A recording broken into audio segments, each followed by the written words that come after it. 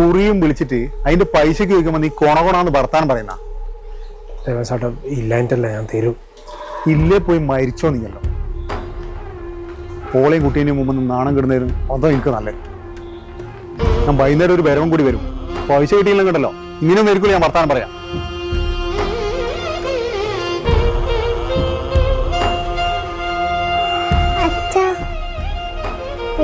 നേരത്തെ വരണേ.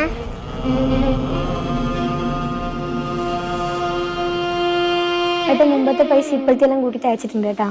ഓ ശരി. രമേശേട്ടാ ആയതാ പെണ്ണ്? എനിക്കറിയില്ല. നമ്മളെ സുഭാഷിന്റെ മോള്.